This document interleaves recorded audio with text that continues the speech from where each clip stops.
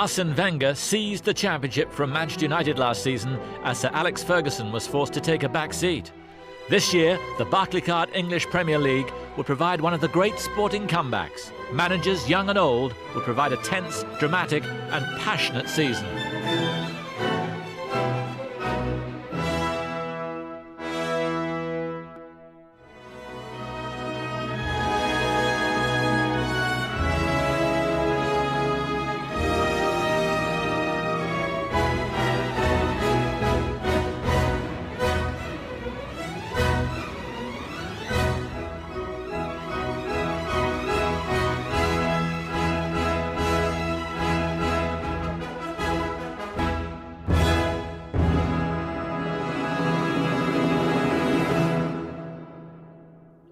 You could say the cycle of a team is 5 years.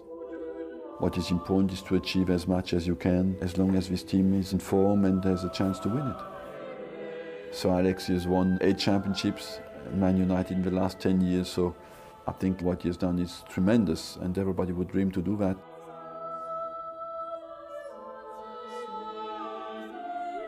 In August, Arsene Wenger made his intentions clear. To be considered as good as Manchester United, Arsenal needed to win back-to-back championships. But they lacked the financial muscle to match their main rival. Only Gilberto Silva and Pascal Siegel were added to the squad for a total of £6.5 million. But despite that quiet summer, Highbury remained home to a squad rich in quality. Newly promoted Birmingham were the first visitors to North London, and the Gunners turned on the style.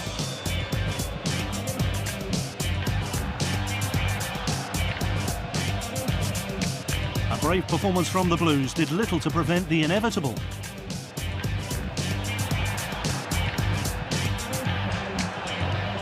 Thierry Henry scored their first goal after 9 minutes.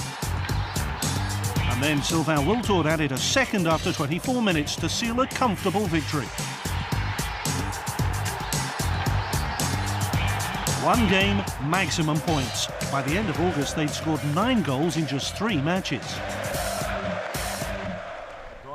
Stung by Arsenal's capture of their title at Old Trafford, Manchester United suffered, finishing 3rd behind Liverpool.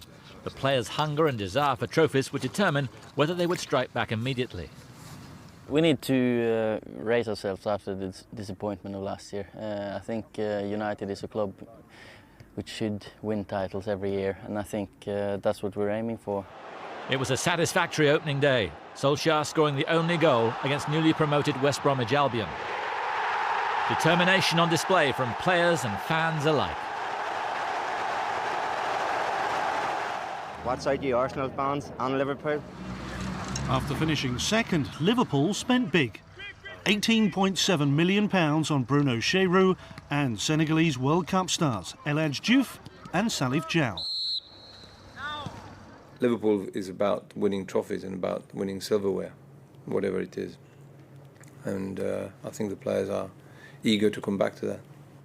So Bobby Robson would celebrate his 70th birthday mid-season, but with a Champions League campaign to look forward to, there was no time for rest.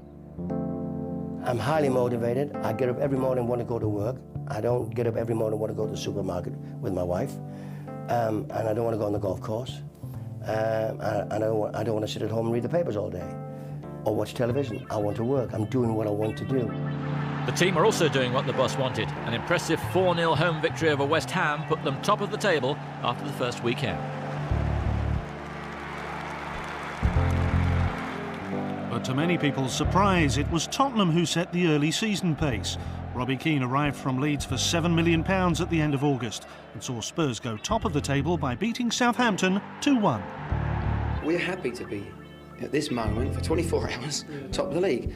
But we know there's a lot more hard work. Making the headlines in August, Roy Keane returned to the Manchester United lineup following his World Cup bust-up. Ireland boss Mick McCarthy had sent Keane home. And on Merseyside, El Hadji Diouf scored his first goals for Liverpool in the 3-0 defeat of Southampton. He'd have to wait 7 months before another league goal. Leeds versus Manchester United is one of the matches in any Premiership calendar. One man was under the spotlight in September's game. Rio Ferdinand became the world's most expensive defender in the summer in a £30 million move to Manchester. Tensions rose after Leeds chairman Peter Ridsdale claimed Ferdinand was only ever a stand-in for Jonathan Woodgate. I'm just of the opinion that once the deal was done, we should just keep our mouth shut and just get on with our football. Sir Alex Ferguson was more than satisfied with his close-season acquisition.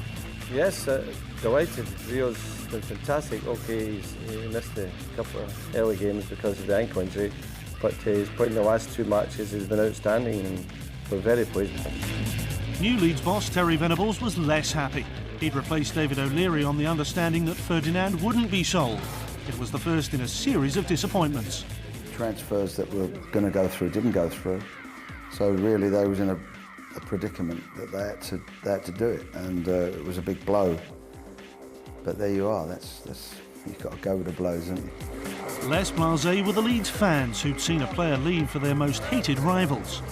I don't know what decibel level of hatred will come out there, but it'll be very, very noisy. But Rio will handle it. It was all smiles pre-match for the 23-year-old from South London as he made his way to some unfamiliar surroundings.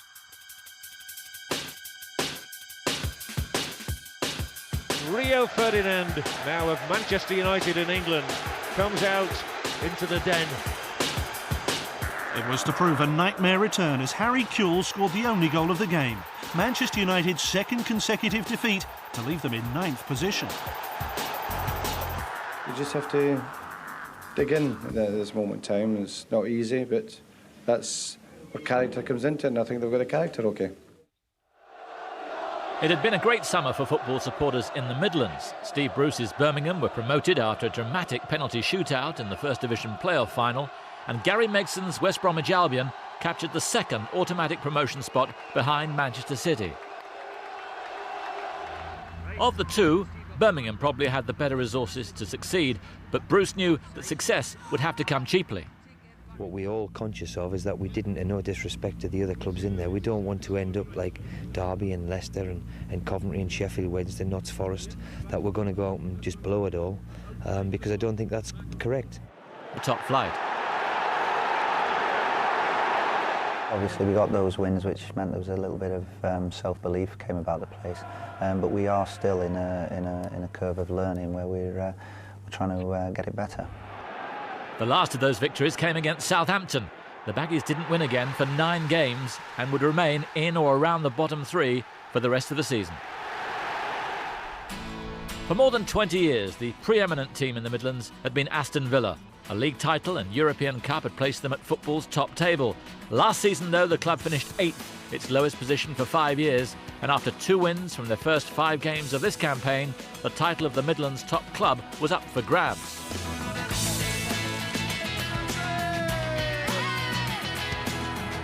In the first top-flight derby for 17 years, the game was a predictable mix of passion, aggression and a little skill. And to the delight of the blue side of Birmingham, the underdogs scored a notable 3-0 victory.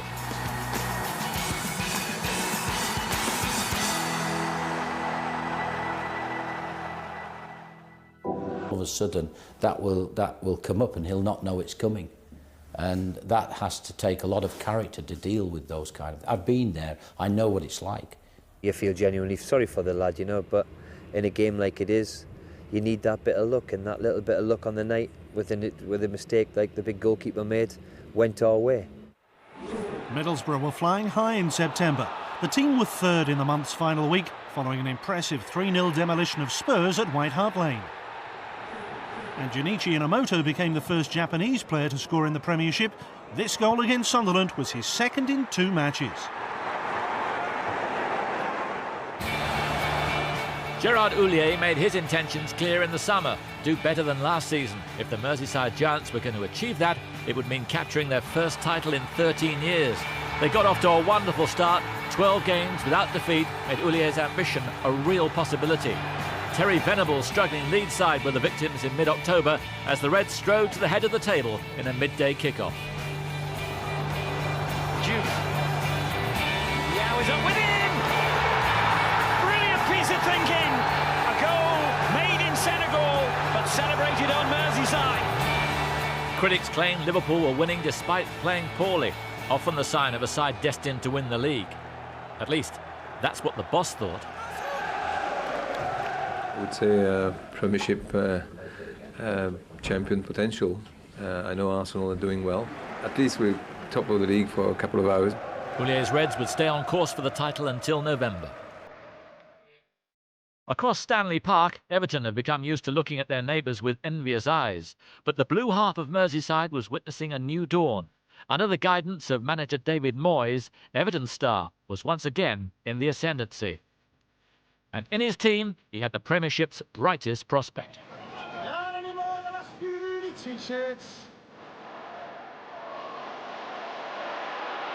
Oh, he went for it! Oh! Incredible! Moyes, who won the prestigious Manager of the Year award, they've brought the belief back to the Everton fans.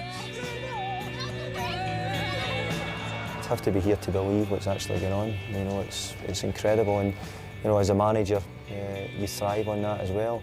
The players are thriving on it also. You know, they're so pleased we're doing well, and you know, it's just as if you're bringing something back to life again.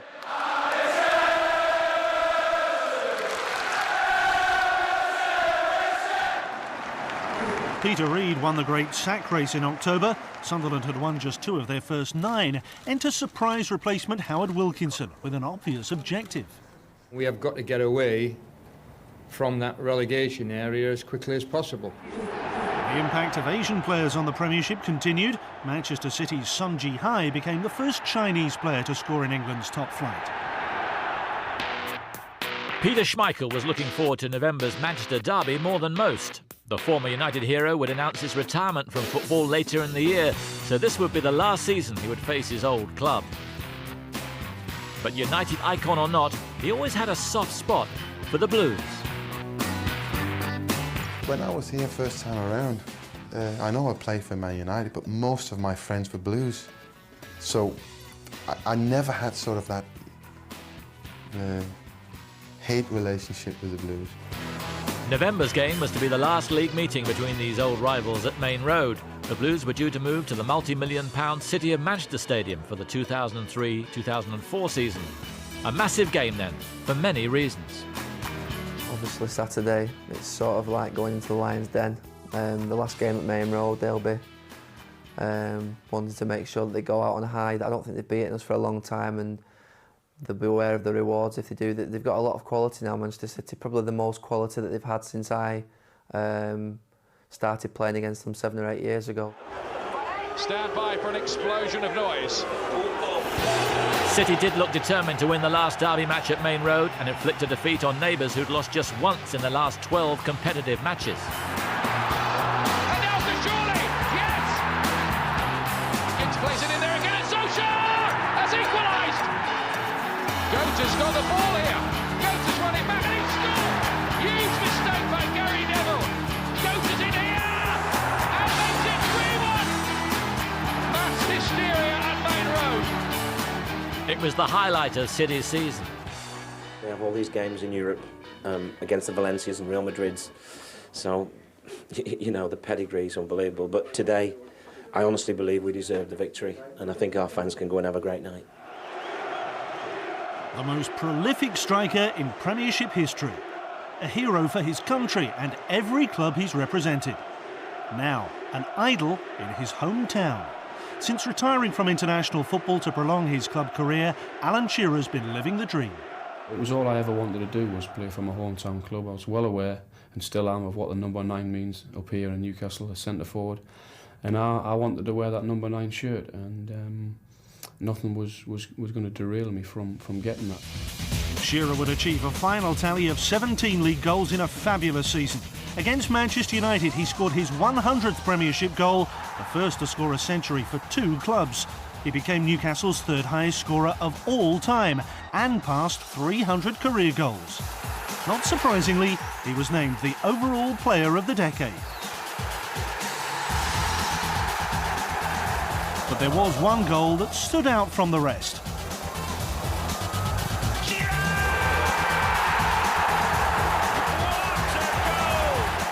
This late equaliser goal. We were struggling, we were getting beat 1-0, and it was one of those where if you connect with it, 1 in 100 go in the back of the net.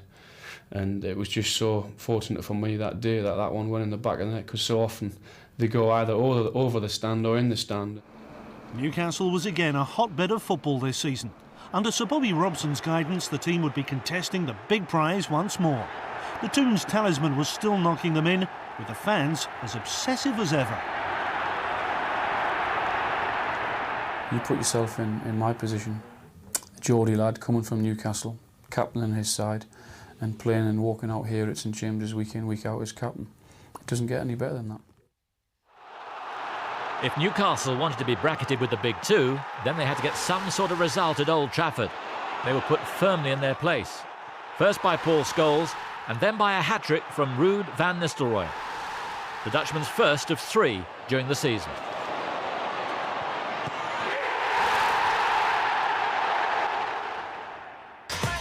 While Alan Shearer was conducting business as usual on Tyneside, the man who used to clean his boots at Southampton was making his own impression on the Premiership in November.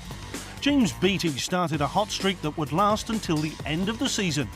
But the 24-year-old from Lancashire wasn't accepting all the credit. The lads have got to take, a lot of the credit and for providing the chances for me, and it's just up to me to stick them away. The striker was happy, and so was the boss. But you'd never have guessed it. Gordon Strachan knew that Beattie was providing that all-important final product. Our way of entertaining football is shots, headers, crosses. And whichever way you get that, that's the way to play. If you're doing that, you've got a chance of winning it. If you're playing the beautiful game with lots of passing, you're not getting shots, crosses, it's a waste of time. It's all propaganda. Beattie's goals kept coming. And Southampton were exceeding all expectations. By mid-January, the team was 5th and would end the season with an FA Cup final appearance. James Beattie would end the season with 23 league goals. It's good to get the chances, and I love scoring goals. And as I've said before, I'll just keep playing, keep smiling and enjoying myself. Other news in November, Thierry Henry helped extend Arsenal's lead at the top to 4 points over Liverpool with a wonderful goal against Aston Villa. But there was some good news for Graham Taylor's men as Dion Dublin scored his 100th Premiership goal against West Ham to make him one of 10 centurions. This programme is sponsored by Bet365. It's me, I know. This programme is sponsored... Second best. Now Arsenal had bigger fish to fry. To Alex Ferguson's men by 6 points. Defeat was not an option for United if they were to stay in touch. Henry's offside. Barthez prevents him scoring the day's first goal. Already without David Seaman, Arsenal would have further goalkeeping problems during the match. Perez and a brilliant chip. A predictably tense game, but then on 22 minutes the deadlock was broken. They're all onside here. Varane scores, United lead. Varane's first league goal of the season, and later, cue wild celebration at Old Trafford. Scholes. 2-0 Manchester United. That may be game, set and match. It was United, now just 3 points behind the champions. Manchester United's victory today for the Reds to enjoy. I'm delighted because it's there. The ability is there. The one thing we always ask them if they want it, they can get it. They've got the ability, and they've proved that time and time again. While Manchester United were making ground on the leading pack, West London was revelling in some glorious football. Chelsea, many people's dark horse contenders for the title, were beginning to fulfil some of the vast potential in their ranks.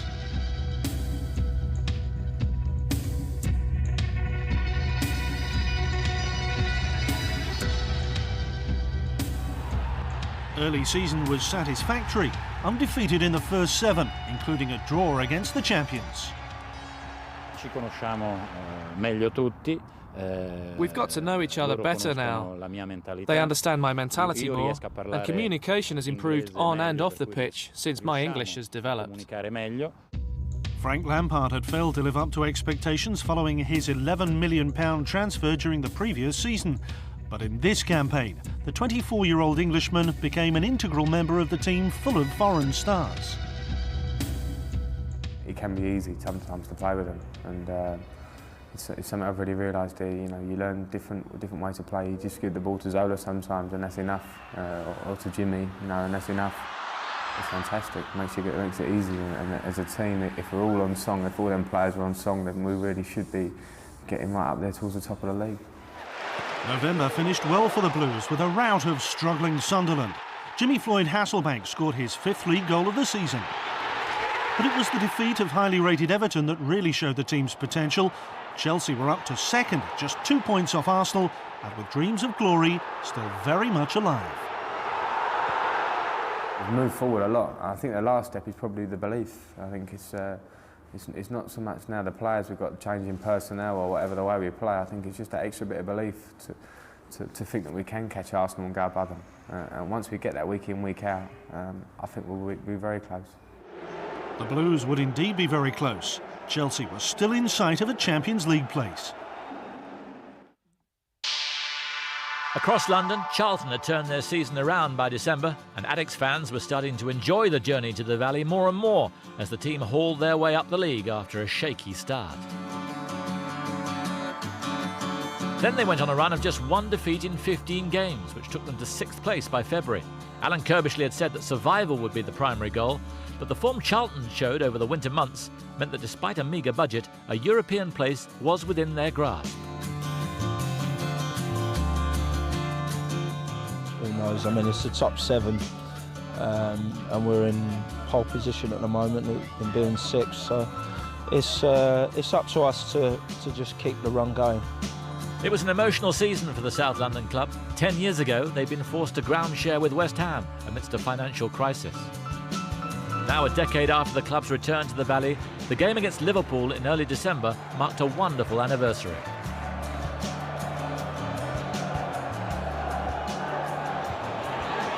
Kirkland has to stay on his line. Oh, whipped in by Jason Ewell, who deserves that goal. Another save by Kirkland, but it's not over yet. And Kirkland is chipped, and Liverpool are losing 2-0. It is the Happy Valley. You know, we have been celebrating a little bit this week, and, you know, quite rightly so, because we have come a long, long way, and I think playing Liverpool here today just rounded it all off, and we got the result as well. Approaching halfway, and no real surprises in the top 4, but Everton had been transformed from relegation contenders to challenging for a place in Europe. Manchester United were climbing, but Arsenal was still in pole. In the bottom half, Charlton looked healthy, but it was looking like the 3 for the drop would be between West Brom, Bolton, Sunderland, and particularly the Hammers, who'd made a dismal start. England's busy Christmas period always influences events at the top and bottom of the table. The champions were just 2 points clear of Manchester United going into the Christmas programme. They got off to a very good start with a 2-0 victory over Middlesbrough. The losers at Upton Park on the same day would be bottom at Christmas. No team has survived that millstone. Ian Pearce got the Hammers off to the best possible start, but poor defending from West Ham allowed Michael Ricketts to equalise to leave the Hammers bottom. Manchester United needed a win at Blackburn to keep pace with the champions. It was the first time that Dwight Yorke and Andrew Cole had partnered each other against their old club. But it was Gary Flitcroft who scored the only goal of the game on 40 minutes to leave United 5 points behind Arsenal. The games continued thick and fast on Boxing Day. JJ Okocha starred as Bolton scored 4 against Champions League chasing Newcastle. The Toon Army would celebrate a victory on the 29th to keep those hopes alive. In the meantime, Bolton were out of the bottom 3. The Riverside was the Boxing Day venue for Manchester United. Things didn't get off to a good start, though. Alan Boksic opened the scoring a minute before the break. Shilard Nemeth made it 2 shortly after, and Joseph Desiree Job completed a 3-1 rout 5 minutes before the end.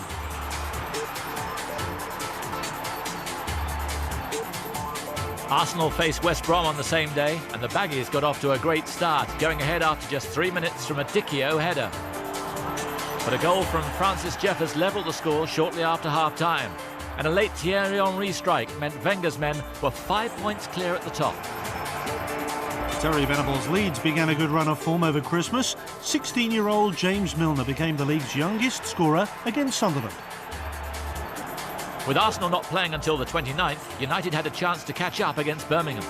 Diego Forlan scored his 5th league goal of the season. Then a sublime pass from Veron released Beckham, the finish worthy of the assist.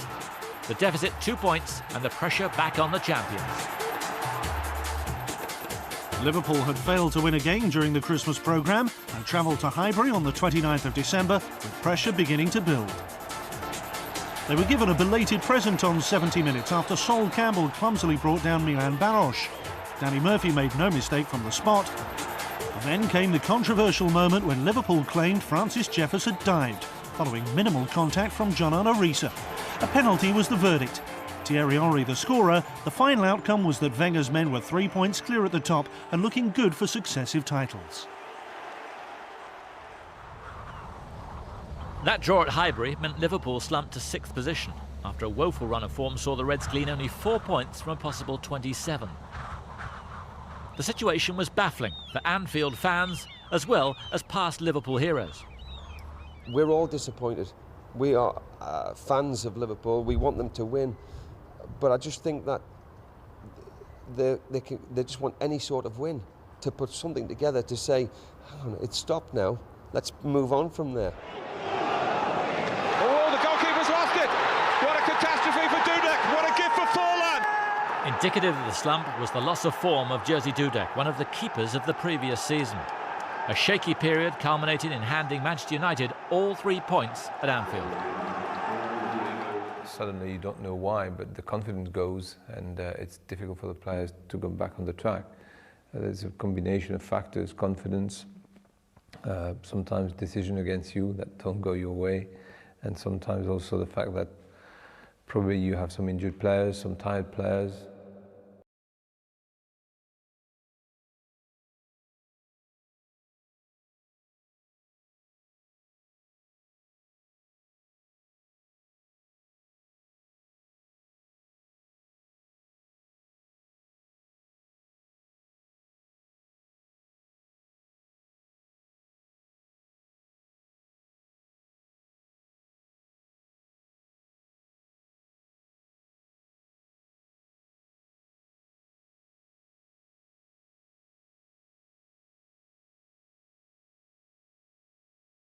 Confidence had evaporated. Any hopes of the championship were lost at the end of February in a substandard display against Birmingham. The target now, 4th spot and a Champions League place. 10 games to play. Hope we have the same run as last season. It's usually a part of the season where we excel and when we come back and get the best of ourselves. There would indeed be another twist in the tail for Liverpool fans before the season was out.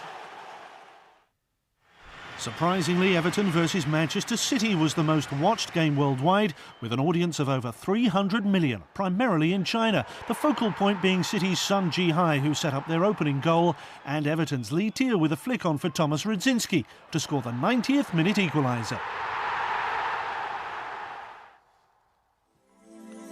A new innovation this year, the transfer window.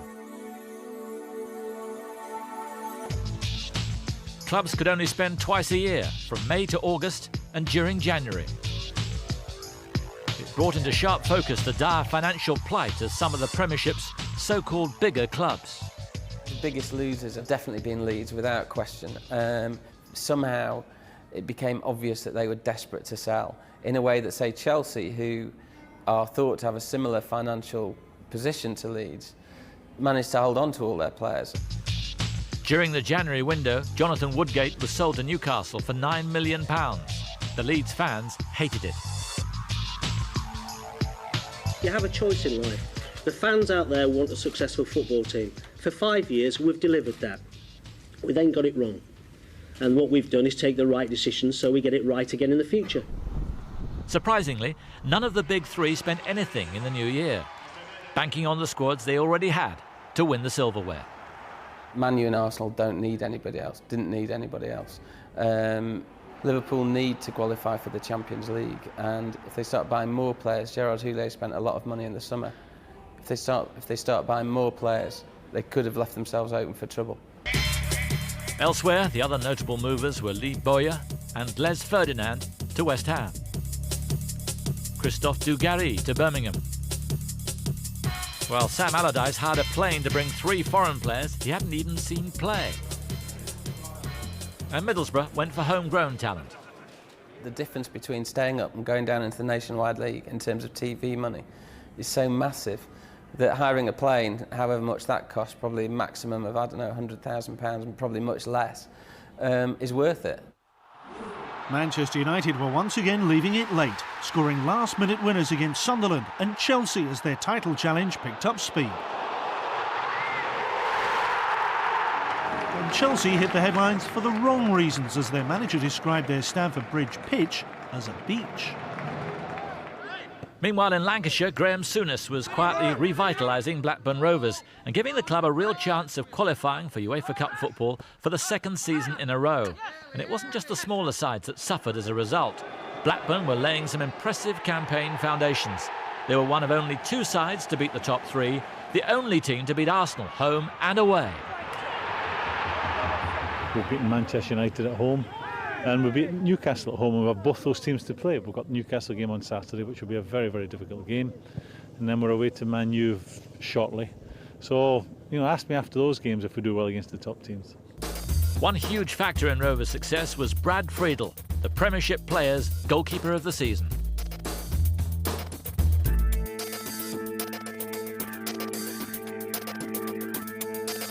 In this game, it's a very humbling game, and you have to keep your feet planted firmly on the ground and work as hard as you can every day. If you don't do that, then your performances will struggle on the weekend. Victory against Chelsea in February gave them a real chance. The boss, though, wasn't getting carried away. We're going okay at the moment, but I've been in football a long time, and the minute you start talking about how well you're doing, you're swiftly brought back down to earth. Rovers would eventually keep their rhythm to qualify for Europe in 6th place.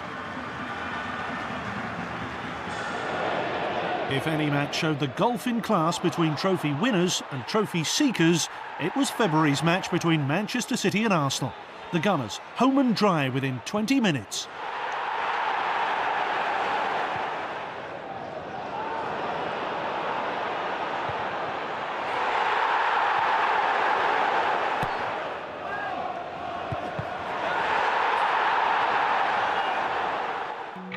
For Fulham supporters, one issue dominated the season. In the summer, the team moved to Loftus Road, pending a decision on the redevelopment of Craven Cottage.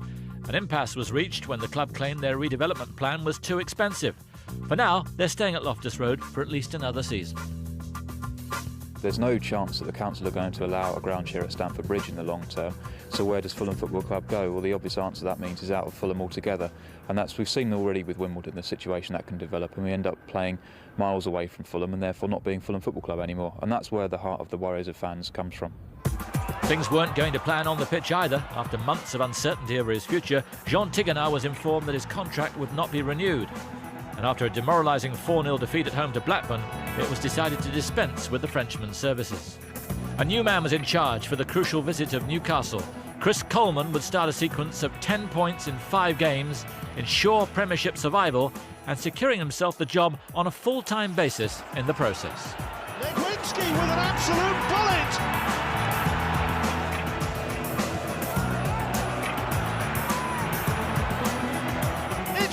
Clark against his old club. Chris Coleman's men have stopped the rot at last. It's easy, isn't it? It's no problem. It's no problem at all. I could get the sack after Leeds if we get trounced, but no, I was good. I enjoyed it, and we'll get ready for Leeds Tuesday. 2 managers were locked together for most of the season and would be part of one of the tightest relegation scraps in Premier League history.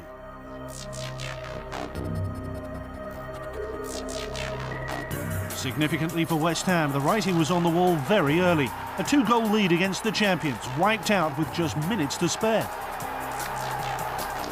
Massive disappointment in the dressing room afterwards when we let a late goal in to only take a point from the game. Admittedly, people said before the game you'd have been happy with a point, but the way the game unfolded, we was unhappy. Defensive frailty would haunt them for the rest of the season.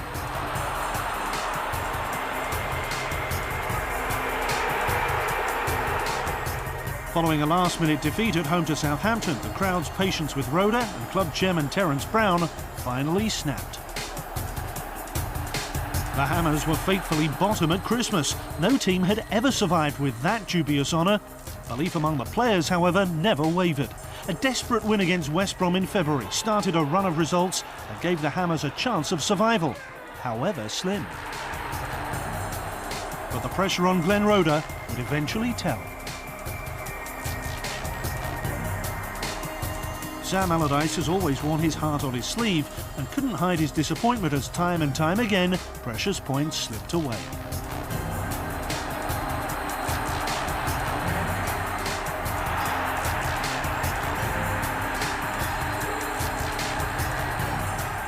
We'd had a defence that hadn't achieved enough clean sheets to divert a 1-0 victory into 3 points. Nigerian international JJ Okocha was to prove one of Big Sam's greatest coups as Bolton continued to wheel and deal on a tight budget.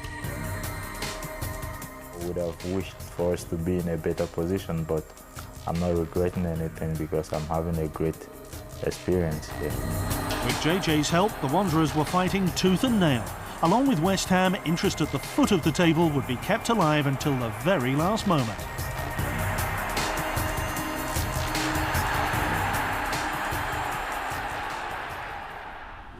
After their good early start, Middlesbrough were beginning to slip. They were finding it difficult to pick up any points away from home.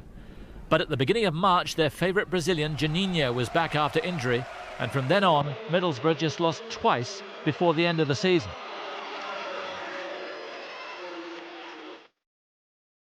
With 2 months to go, Arsenal had a 5-point lead over Manchester United, but Newcastle was still in contention thanks to their game in hand. Notably, Everton were above Liverpool. West Ham's recent run had given them a chance. Now Sunderland looked doomed. At this stage, no one in the bottom half was safe. And so, to the run-in. At the top, the challengers were keeping up the pressure on Arsenal. David Beckham scoring the winner at Villa. We need to win these matches, to win the title. And if we do that, we'll have a great chance. Later that day, Arsenal buckled at Blackburn.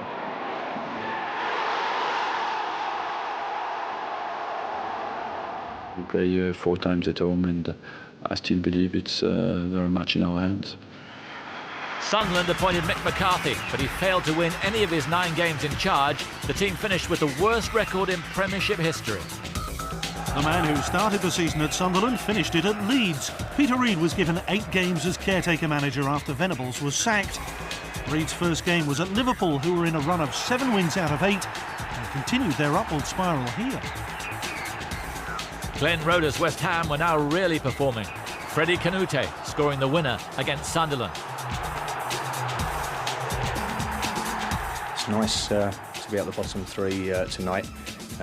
We know Bolton are playing on Monday, and we'll see how they get on against Tottenham. Bolton's response? A 1-0 win against Tottenham. At the top, the champions, bouncing back after the slip against Blackburn, were starting to push on again.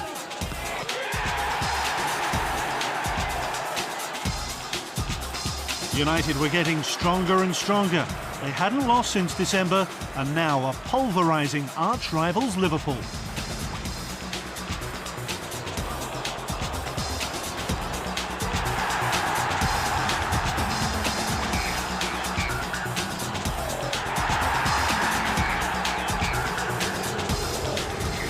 At Villa Park, Arsenal were once again unable to put their opponents away and paying for it.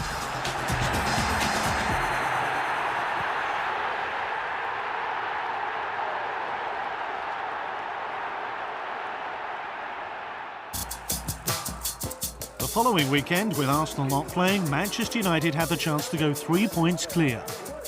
Paul Scholes fired a hat-trick to end Newcastle.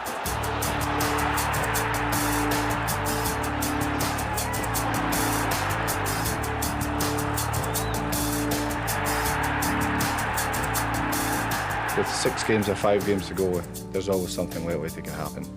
We've seen it time and time again. Christophe Dugarry would prove Birmingham's saviour. His first goal for the Blues confirming Sunderland's relegation.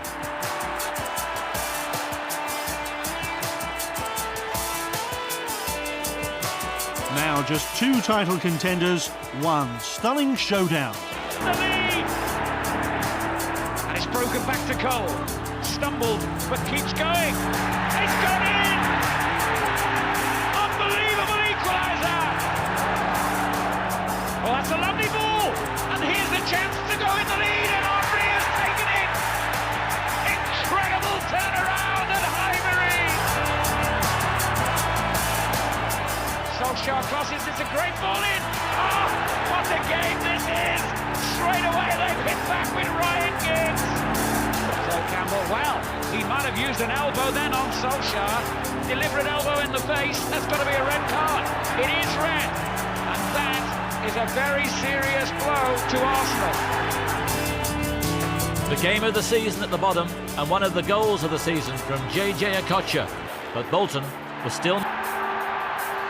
It's a massive gap for West Ham to catch up with only 4 games left. It can be done. Over Easter, the big two traded blow for blow. United beating Blackburn, Arsenal overcoming Borough. The stresses of management all too evident. Glenn Roeder taken to hospital with a suspected stroke following a tense win over Middlesbrough. Roeder was to play no further part in West Ham's scrap for survival. Arsenal fans' worst fears were realised as yet another lead was wiped out at Bolton. Here it is.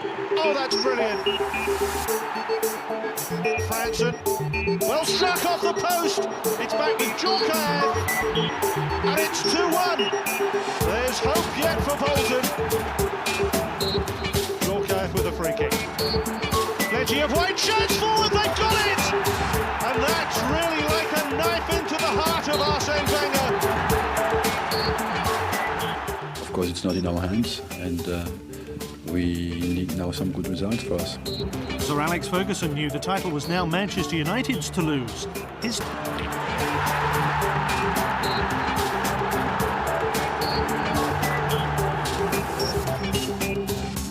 West Ham legend Trevor Brooking took charge for the run-in and had a dream start.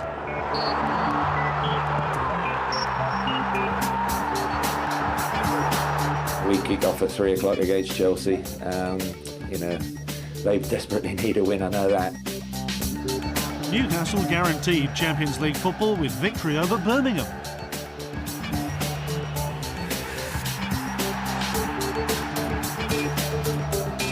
Liverpool slipped up at home to Manchester City, denied first by Peter Schmeichel and then by Old.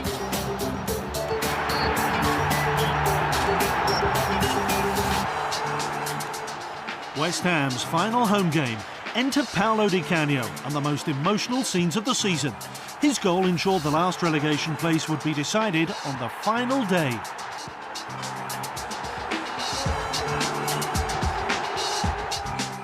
The way I played, not very well because I know that I will not play anymore for this club.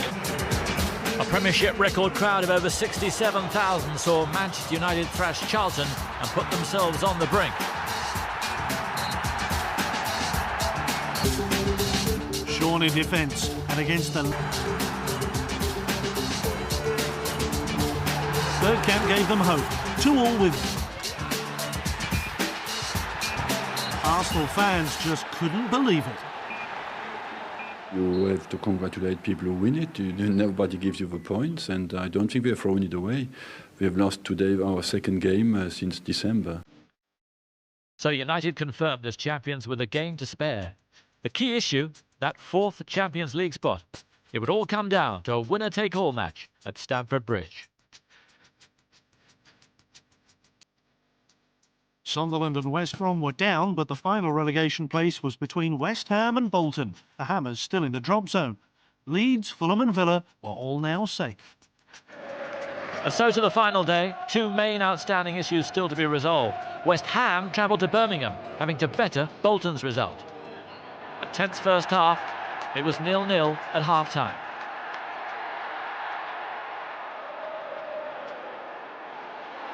Kicking off at the same time, Bolton got off to a better start. Here Franson easing the anxiety at the Reebok with a goal after 10 minutes.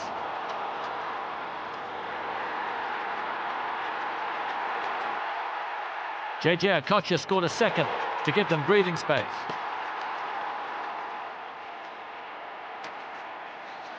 At Stamford Bridge, Captain Sammy Huppier towered above Chelsea's defenders to giving Chairman Ken Bates a much needed and much appreciated cash injection. The one outstanding question for the fans was the future of their hero Gianfranco Zola. Was this goodbye? Chelsea's always been first choice for me, honestly. But now it's time to celebrate, and in a few days, we'll start thinking about the future. Second half at St Andrews. Les Ferdinand's header gave the Hammers renewed hope.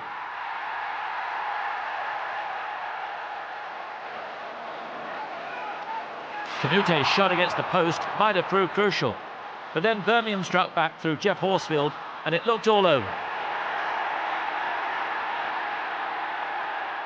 Could Di Canio work another miracle? 2 minutes from time, and had Stern John sealed West Ham's fate?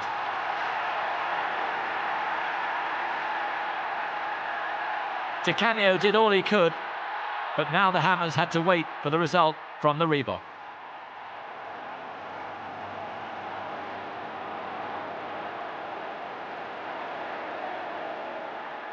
At Bolton, old boy Michael Ricketts tried to spoil the party with a goal in the second half. But at the end of another nail-biting season, Bolton had survived again by the skin of their teeth on a day of vividly contrasting emotions. West Ham were relegated, the first team with over 40 points in the 20-team Premiership, but in truth, they'd given themselves too much to do. You always feared that Bolton would win the home game. So it's, pretty despondent dressing room, but I don't think we could have asked any more from them today. You got the power from the board to change something. If you see, especially in our situation, we were at the bottom of the season, you have a chance to change something. As West Ham was saying farewell to the Premiership, Bolton was saying goodbye to Gudni Bergson. And what a send-off. We got a little jittery in the second half and Michael scored that goal, and then of course you don't know how it will react once West Ham went 1-0 up, but we saw the game out really well. So there it is, confirmed, but just 3 points above the relegation zone. Aston Villa's position forced Graham Taylor to resign. Birmingham enters the top Midlands side. Leeds will surely hope for better. In the end, Manchester United won the title by 5 points. Newcastle and Chelsea claimed the other 2 Champions League places. Liverpool and Blackburn will play in the UEFA Cup, and they'll be joined by FA Cup finalists Southampton. Manchester United celebrated their championship with a 2-1 win over Everton. They turned an 8-point deficit in March to a 5-point victory by May. A truly remarkable achievement. For Sir Alex Ferguson, it was his 8th Premiership crown in 11 seasons, and the one that he says he treasures most. His team were unbeaten since December, but the form of Ruud van Nistelrooy throughout the season was perhaps the deciding factor. 44 goals in all competitions, and 25 in the Barclaycard English Premier League won him the Golden Boot. But above all, it was a triumph of collective spirit. From Simon Reed and me, Steve Banyard, it's goodbye.